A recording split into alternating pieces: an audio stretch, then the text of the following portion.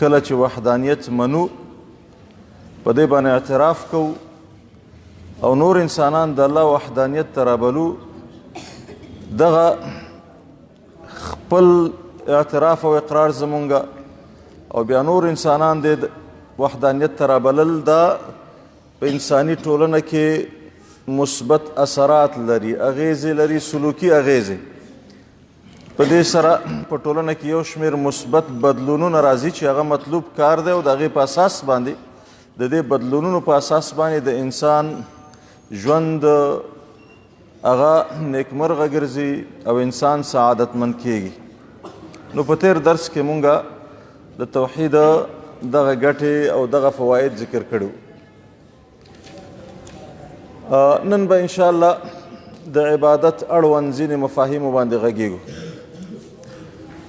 او هغه د دې وجې نه چې یو مشهور حدیث دی. حضرت معاذ بن جبل رضی الله تعالی عنه فرمایي چې زه د رسول اکرم صلی الله علیه وسلم سره په سورلۍ شاته سپور وم، نو هغه رانه دوه پوښتنې وکړې او د صحابهو طریقه هم دا وه چې کله به رسول الله صلی الله علیه وسلم دوی نه پوښتنه وکړه نو هغوی به ادبا او احتراما که جواب به ورته معلوم هم و نو دا به ویله چې الله ورسوله اعلم. نو طبق عادت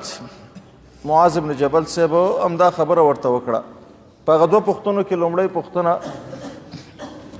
رسول اکرم صلی الله علیه وسلم د معاذ صاحب نه دا وکړه چې په دې پوهیږي چې د الله حق په بندګانو باندې څه شی دی؟ نو معاذ صاحب ورته وویله چې الله ورسوله اعلم. بیا نو خپله رسول الله صلی الله علیه وسلم هغه حق ورته بیان کړ چې د الله حق بندګانو باندې دا ده چې بندگان به د الله عبادت کوي او څوک به ورسره شریک کوي نه. نو د الله په وحدانیت باندې اعتراف او اقرار او بیا د الله بندگی دا د الله حق دی په بندگانو باندې. او دویمه پوښتنه بیا دا وه چې د بندگانو حق په الله څه دی؟ نو هلته هم رسول الله صلی الله علیه وسلم بیا خپله ځواب ورکړه چې کله چې بندگان د الله په وحدانیت باندې اعتراف او اقرار وکړي، د الله بندگی وکړي، نو بیا د دې بندگانو حق په الله دا جوړیږي تفضلا چې الله به دوی ته عذاب نه ورکوي، الله به دوی عذاب کوي نه، الله به دوی جنت ته بیایي. د دې حدیث په رڼا کې نو طبعا د الله حق په بندگانو باندې یو خو همدا دی چې د الله په وحدانیت باندې اعتراف او اقرار وشي. په تیر درس کې په ده باندې خبره کړې وه. خو دویم اړخ هغه د الله بندگی ده، د الله عبادت ته. او دا کوم آیت کریمه چې ما ولسته په دې ځای کې الله متعال صراحتا فرمایي چې ما دا انسانان او پیران دا نه دي پیدا کړي مګر د عبادت دپاره. د خپل الله وایي چې زما د عبادت دپاره مې پیدا کړي دي. دا چې عبادت څه شی دی، د عبادت مفهوم څه دی او د عبادت ګټې څه دي په انساني ټولنه کې، نن به مختصرا په دې باندې خبره وشو. ورونو انساني ټولنه او انساني تاریخ چې څومره راواخلی، که هغه مسلمانان دی او که غیر مسلمانان، دې ټولو ډېر محدود انسانان به داسې په تاریخ کې تیر شوي وي چې هغوی عبادت نه پیژنده یا د عبادت مفهوم د هغوی په ژوند کې موجود نه و. انسانی تاریخ کې د عبادت مفهوم موجود دی، خو په عامه توګه دا عبادتونه په درې ډوله د دې ممارست شوی دی او درې مفاهیم تقریبا په انسانی تاریخ کې د هغې تیر شوي دي. یو د عبادت هغه مفهوم دی چې عمدتا مشرکو ټولنو کې مشرکانو سره او د مشرکانه ټولنو کې موجود دی. دغسې ټولنو کې چې هغوی شرکي تصورات، شرکي اعتقادات موجود دي، هلته د عبادت مفهوم او یا د عبادت ممارست په داسې یو مفهوم کېږي چې هغوی د الله عبادت چې کوي نو الله د یو مخلوق سره مشابه کوي. ځکه چې شرک مفهوم هم دا دی، د الله سره څوک شریکول، نو د الله د یو مخلوق سره مشابه کوي. او په دنیا کې چې د یو ستر مخلوق یا یو رئیس او یو پاچا او یو امپراتور په وړاندې څومره د ذلت او د خوارۍ او یا د عجز او د ناتوانۍ کوم صورتونه انسانان وړاندې کوي همدقه صورتونه د خپل معبود په وړاندې کوي. په دنیا کې مثلا د انسانان چې یو انسان بل انسان خپل معبود وګرځي یا هغې ته د ستر او د لوی په توګه باندې ګوري،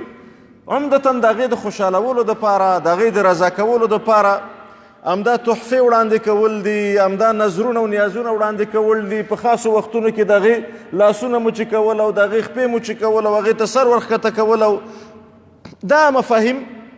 زیات دي. صرف په هغه خاصو وختونو کې چې دوی فکر کوي چې دغه وخت کې دا سړی یا دغه معبود زمونږ حاضر دی یا دغه معبود ته په دغه وخت کې چې دغه کار مونږ وکړو نو دا زمونږ نه راضي کېږي. نو د عبادت مفهوم د دوی په وړاندې همدغه مفهوم مختصر شیان دي چې همدا نظرونه وړاندې کول او مختصر قربانۍ وړاندې کول او اله څاروی راولګېږه هغه د چا په نامه کو، اله دې څاروي په اصطلاح بچی چې دی هغه د کوم بابا اولاد د کوم بابا په نامه کو. دا مفاهیم عمدتا په مشرکانه ټولنو کې د عبادت مفهوم موجود دی. د دې مفاهیمو اثر په ټولنه کې په اجتماعي ټولنه کې مثبت نه بلکې منفي دی. ولې منفي دی؟ ځکه چې دلته ډېره اسانه طریقه ده، یو سړی مالدار دی یا یو سړی که مالدار هم نه دی غریب دی، هغه د خپل معبود د راضي کولو دپاره یو خاص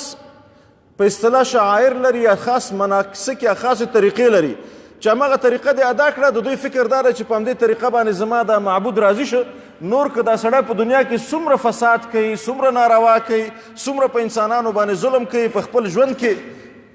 هغه ظالم وي، تیری کوي، ناروا خوري، دا ټول د دوی د عبادت د ساحې نه بهر خبرې دي. دې ځای کې د دوی دپاره د خپل معبود څه امر او فیصله نشته. څومره چې ناروا وکړي بس په همدې باندې ځان خلاص کړي چې بس یو څه نظر او نیاز یې ورکړه، بس زه خو اوس د دې خپل معبود او یا د دې خپل خدای نږدې شم او مقرب شم او په دې سره ځان ته هر څه حلالوي. نو دا عبادت یا د عبادت دا مفهوم چې په مشرکانه ټولنه کې رواج دی، دا د دې په ځای چې په ټولنه کې مثبت او رغنده نقش او ونډه ولري هغه منفي، نورم د ظلم دپاره، نورم د تیري دپاره، نورم د تجاوز دپاره، نورم د حرام مال د خوراک دپاره نورم زمینه سازي کوي، نورم همغه د ځنګل قانون حاکموي چې هلته قوي را پورته کېږي او د ضعیفه ټول حقوق هغه سلبوي او هغې نه اخلي. دا یو مفهوم په اسلامي انساني تاریخ کې د عبادت تیر شوی دی او ډېر اوږد مفهوم پروت دی. د رسول اکرم صلی الله علیه وسلم په زمانه کې هم چې کوم مشرکان موجود و هغوی سره هم هغوی عبادت کاوه، خو د عبادت مفهوم ورسره همدا و. حتی تاسو اورېدلی دي چې هغوی به طواف کله کاوه بربنډ طواف به یې کاوه. ولې بربنډ طواف کاوه؟ ځکه ویله چې بس دا جامه زمونږ حلاله نه ده، نو په حرامه جامه کې د الله عبادت جایز نه دی. خو دا حرامه جامه چې تا راخیستې ده په دې باندې ته نه پوهېدی چې دې باندې الله ناراضه کېږي، دا تصور ورسره نه و. نو انسان باندې ظلم کوه هېڅ تصور ورسره نه و چې دا ظلم دی. خو کله به چې د عبادت ځای شو، حتی کعبه چې ودانوله کعبه دا حتیم چې اوس بهر پاتې دی، خو همدې وجې نه بهر پاتې شو چې دوی سره حلالې پیسې نه وي، حلالې پیسې ورسره نه وي، حرامو پیسې خو ډېرې زیاتې ورسره وي، خو حرامې دوی د عبادت ډګر ته نه را داخلولې. نو دا یو مفهوم و. قرآن کې هم څه مسائل په دې اړوند شته چې اعوذ بالله من الشیطان الرجیم ما جعل الله من بحیرة ولا سائبة ولا وصیلة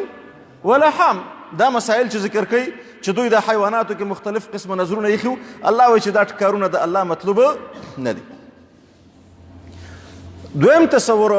د عبادت په انساني تاریخ کې هغه چې تیر شوی دی هغه راهبانه تصور دی. راهبانه تصور معنا دا چې د دنیا سره، د مال سره، د زینت او د ښکلا سره دشمني او تصور دا کول چې دنیا زما دشمنه ده، د دنیا نه استفاده کول ما تباه کوي، هلاکوي، نو بس د دنیا نه وګرځه، وتښته. خیرن په ټولنه کې هیڅ قسمه مثبت نقش نه درلودل، بلکې د ټولنې نه تېښته، د ټولنې مشکلات په ځای د دې چې مشکل حل کړي ته د مشکل نه تېښته کول، دغه ورته عبادت ښکارېده. دا تصور تاسو بودایزم چې راواخلئ هندویزم چې راواخلئ دقه تصورات تقریبا پکې پراته دي او مسیحیت هم چې قرآن عظیم الشان د هغوی په اړه باندې وایي چې ورهبانیة ابتدعوها ما كتبناها عليهم فما رعوها حق رعایتها هلته هم دقه مفهوم موجود و مسیحیان هم د عبادت دغسې یو دغه جوړه کړې وه چې د هغوی ځینې راهبان به لاړه پس مسو کې به پرېوتل او بس تصور یې دا و چې عمل ته به خپل نفس پاک کې او بس دغه د الله عبادت ته و الله ته نه راضي شي الله دې راضي کړي خو د الله بندګان چې په مشقت کې دي په تکلیف کې دي د دې دپاره هېڅ برنامه ورسره نه وه د دوی عبادت د بندګانو پورې تړلی نه و عبادت یې همدا و چې سمس ته لاړ شه او په سمس کې کښېنه او بس ذکرونه کوه او دا مفاهیم وړاندې کړي متاسفانه د دې دواړه ډوله جاهلي ورته وایه جاهلي عبادتونو ځینې اشکال زمونږ په اسلامي ټولنو کې هم موجود دی زمونږ په اسلامي ټولنو کې هم ځینې خلکو په ځینو ټولنو کې د الله د راضي کولو دپاره صرف په همدې اکتفا کېږي چې یو څو نظرونه وکړه یو څو خیراتونه وکړه یا یو څو مناسکو کې خاص شرکت وکړه یا میلاد وکړه یا فلان وکړه عرسونه وکړه او په دې باندې ته د ټول ګناه نه خلاص شوې او ټول عذاب نه خلاص شوې نور که په اجتماعي ژوند کې په اقتصادي ژوند کې په سیاسي ژوند کې که هر څومره ناروا کې هغې کې ته دا احساس نه کوې چې دا الله په دې کې زما ناراضه کېږي دا ډول هم شته او بل ډول راهبانه تصور هم زمونږ او ستاسو په ټولنو کې شته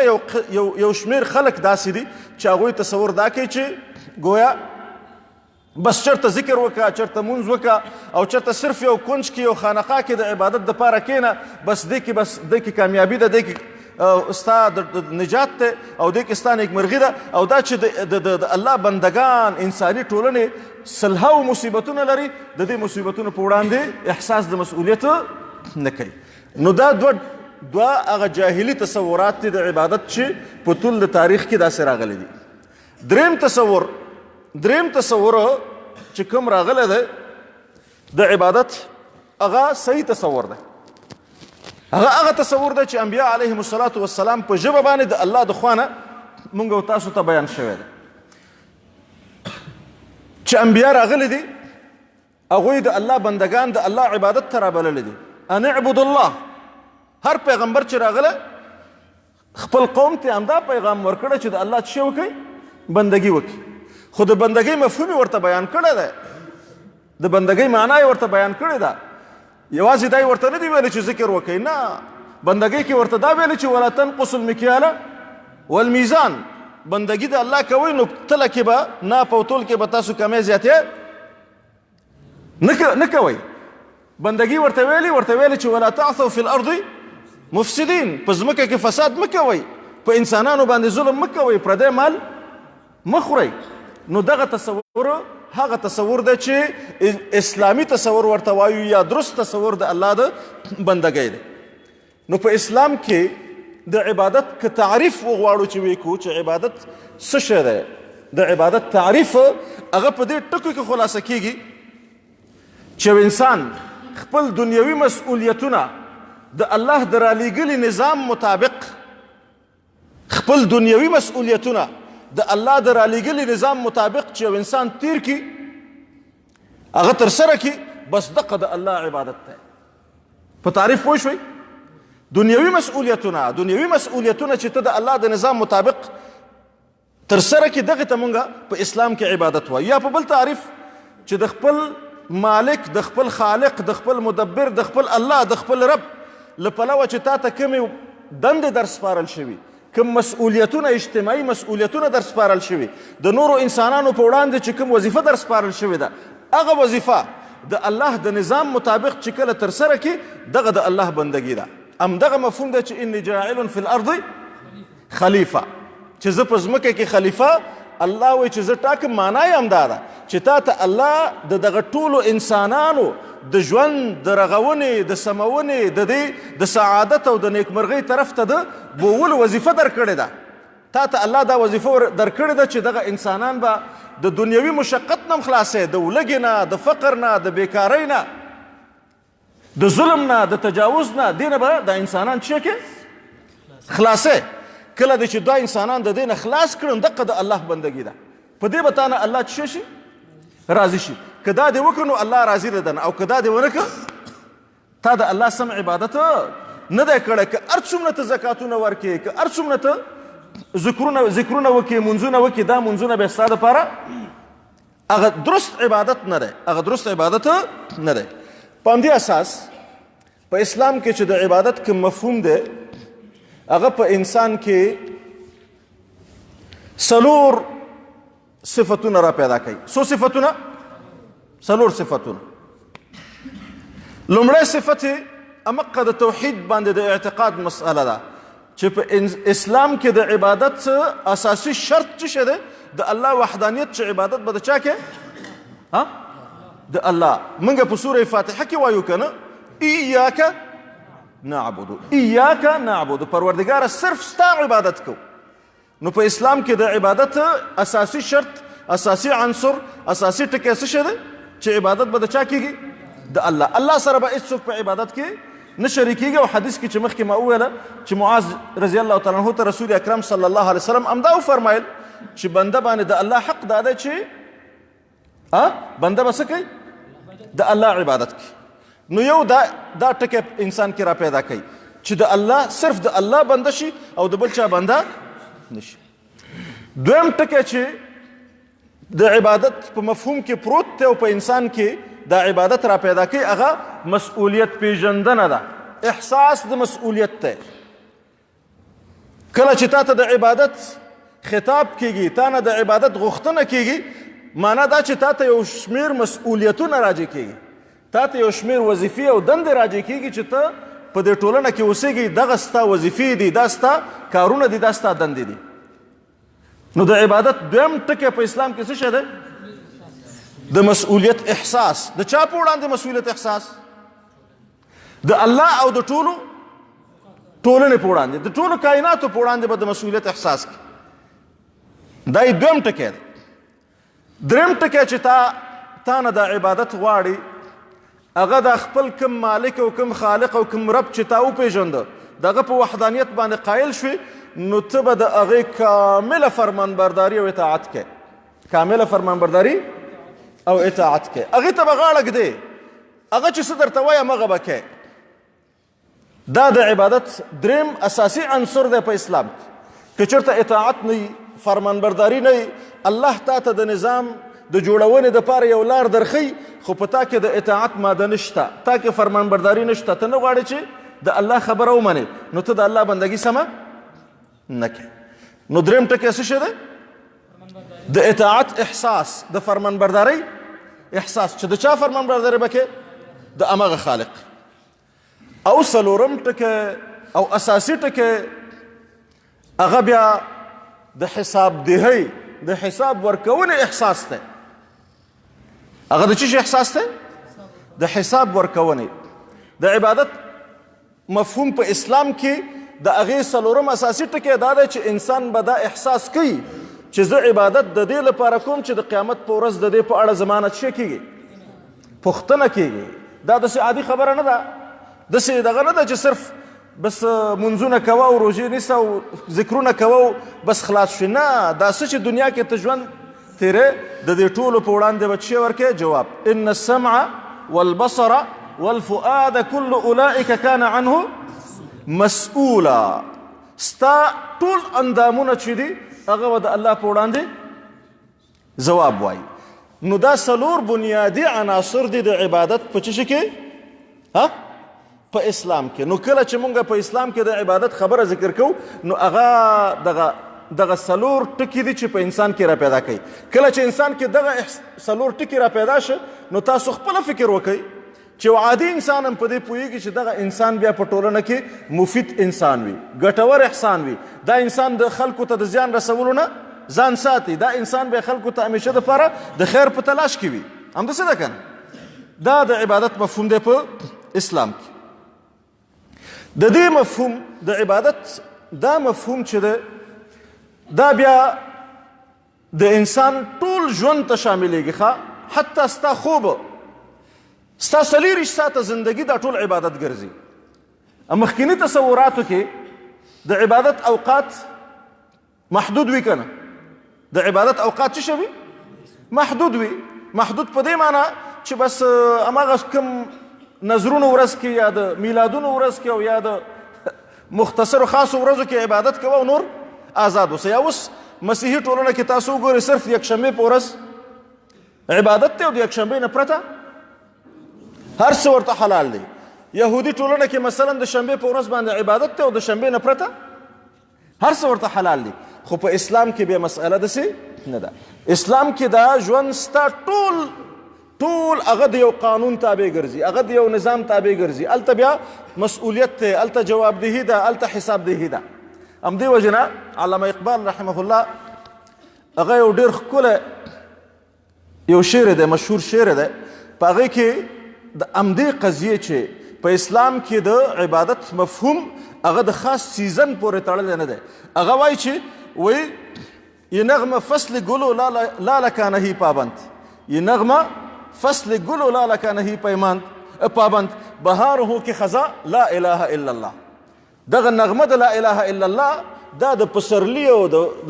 منې پورې تړلې نه ده، دا د سهار او ماښام پورې تړلې نه ده. که پسرلی وي، که منی وي، که شپه وي، که ورځ وي، که روغ وي، که رنځور وي، خبره دا ده چې لا اله الا الله. په ټولو حالاتو کې ستا دپاره همدا پیغام ده چې لا اله الا الله. دا مفهوم چې کله پیدا شي چې ستا د ژوند ټولو اړخونو ته شامل شي، ستا د ژوند ټولو اړخونو ته شامل شي، نو په دې سره بیا هغه وعدې چې الله د انساني مادي ټولنې د انساني مادي یا دنیوي ټولنې په اړه باندې کړي دي، هغه وعدې به الله جل جلاله بیا دغه کوي. وعد الله الذين آمنوا منكم وعملوا الصالحات ليستخلفنهم في الأرض. ورپسې څنګه دی؟ كما استخلف الذين من قبلهم وليمكنن لهم دينهم الذي ارتضى لهم وليبدلنهم من بعد خوفهم امنا يعبدونني لا يشركون بي شيئا. ګوره چې هغوی به په امنیت کې زندگی کوي، په استقرار کې به زندگی کوي. دا ولو انهم آمنوا واتقوا لفتحنا عليهم برکات من السماء والارض. دا ټول اسمانونه ځمکې ټول به د دوی په خدمت کې وي. انساني ژوند به هغه نیکمرغه سعادتمند وي. کوم چې بیا رسول اکرم صلی الله علیه وسلم عملی نمونه د هغې وړاندې کړه که نه، عملی نمونه 30 کاله تاسو د مکي دور وګورئ د مسلمانانو او د مدني دور حالت وګورئ، بیا خصوصا وروستي دور چې هلته په صحابهو کې د هغوی په ژوند کې څومره تغییر راغی. او بیا وروستو داسې مرحله م راغله چې عمر بن عبدالعزیز به وریځې ته خطاب کاوه، ورته به ویله چې لاړه شه چېرته چې ورېږې وورېږه، ستا خراج به چا ته راځي؟ مسلمانانو ته راځي. داسې وخت هم راغی چې بیا به څوک د زکات د اخیستلو دپاره چا سره وخت څوک به نه و چې زکات واخلي. دا د همدې عبادت د مفهوم په اساس باندې دا رامنځته شخه. نو دغه مونږ چې کله وایو چې اسلام د انساني ژوند د سعادت او د نیکمرغۍ ضامن دی، هغه د عبادت په دغه مفهوم ضامن دی. که مونږ په اسلام کې هغه زاړه د جاهلیت مفاهیم د عبادت راوخلو او خلک هغه عبادت کوي او خلکو ته بیا وعدې د دنیوي ښېرازۍ او دنیوي سعادت ورکوي، دا دروغ دی، دا دجل دی، دا د خلکو سره فریب دی. څو پورې چې د عبادت مفهوم تصحیح نشي تر هغې پورې دا کار نه کېږي. آخر کې 2 ټکو ته زه اشاره کول غواړم. اول ټکی خو دا دی چې ګورئ کله ناکله زمونږ او ستاسو په ټولنو کې دا یادېږي چې دا خو روحانیت دی او معنویت دی او دا مسایل یادېږي، په دې باندې ډېر ترکیز کېږي، په دې باندې ډېر ټینګار کېږي او ټینګار پکار دی، خصوصا په هغه وخت کې چې د مادي څپه زیاته وي، طوفان زیات وي، نو ټینګار پکار دی په دې باندې. خو کله چې یو عالم راپورته کېږي یا یو څوک د دین په اصطلاح تشریح او توضیح کې، خصوصا د هغه خلکو په وړاندې چې هغوی غواړي چې د دین حقیقت وپېژني، هلته دا مفهوم لږ درست ورته توضیح کول غواړي. داسې نشي چې مونږ خلکو ته اسلام یو ځل بیا هغسې دین ور معرفي کړو چې کوم مثلا د رهبانیت تصور دی چې اسلام د دنیا سره هېڅ کار نه لري. نه، اسلام د دنیا سره کار لري. اسلام دنیا جوړی ورسېدی. په اسلام کې روحاني ارتقا، روحاني پرمختګ دنیوي ښېرازۍ او دنیوي آبادۍ پورې تړلی دی. یو سړی په روحاني لحاظه هیڅکله پرمختګ نشي کولی تر څو پورې چې خپله دنیا یې نه یې جوړه کړي. الدنیا مزرعة الاخره د دې یو مفهوم همدا دی چې همدغه د دنیا آبادي ستا د آخرت د ثواب او د اجر ډګر دی. پوه شوې مطلب باندې؟ آخره معنا همدا ده چې ته دنیا آبادی نو همدغه د دنیا آبادي به تا په آخرت کې جنت ته نباسي. داسې نه چې د دنیا سره دشمني وکړو. مونږ کله نفس مات کو، نفس مړ کو. نفس ګورې نفس مړ کول نه دي پکار. قرآني تعبیر د نفس مړ کول نه دي. قرآن وایي چې قد افلح من زکاها، پاکول پکار دي، مړ کول نه دي. نفس هغه د انسان یو جسد دی، یو نفس دی. په رهبانیت کې دوی جسد وژني د نفس د پاکولو دپاره، جسد وژني د نفس د پاکولو دپاره. په اسلام کې جسد وژله نشته. البته د نفس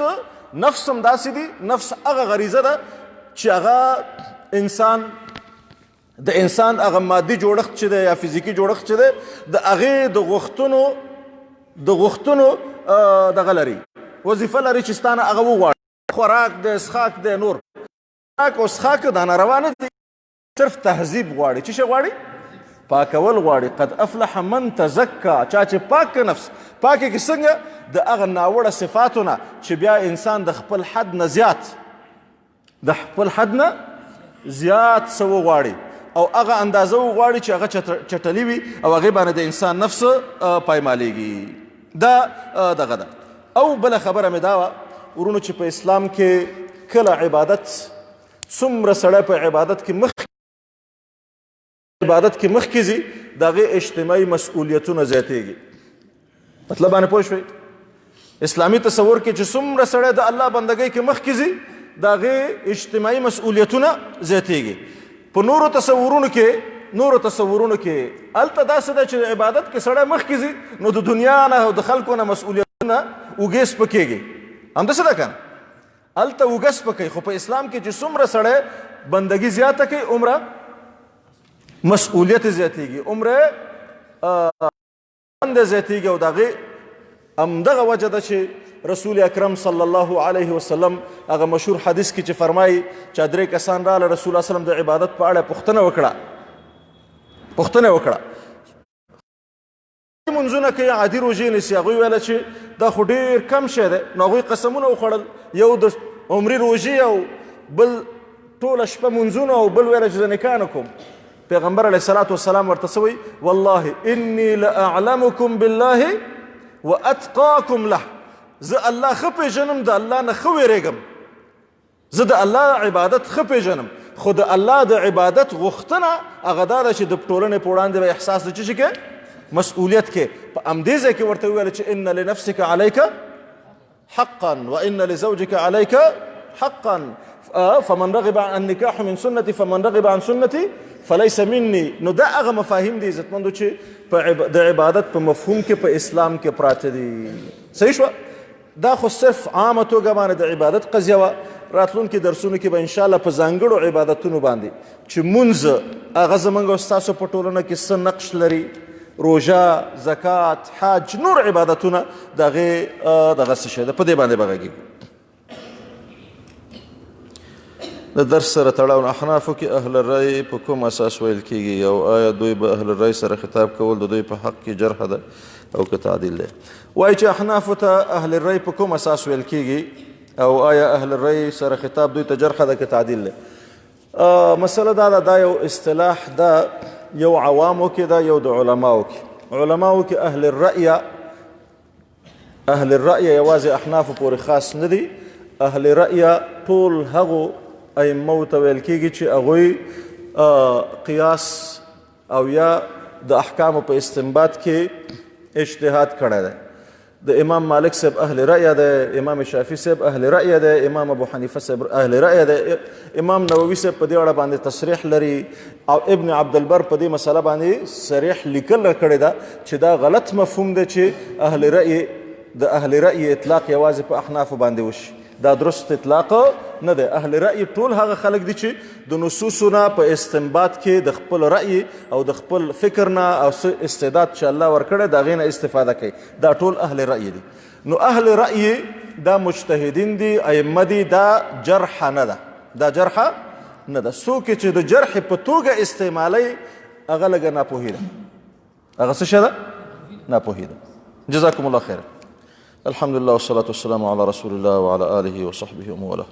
ربنا تقبل منا إنك أنت السميع العليم وتب علينا إنك أنت التواب الرحيم اللهم اهدنا فيمن هديت وعافنا فيمن عافيت وتولنا فيمن توليت وبارك لنا فيما أعطيت وقنا شر ما قضيت فإنك تقضي ولا يقضى عليك إنه لا يذل من واليت ولا يعز من عاديت تباركت ربنا وتعاليت وصلى الله تعالى على خير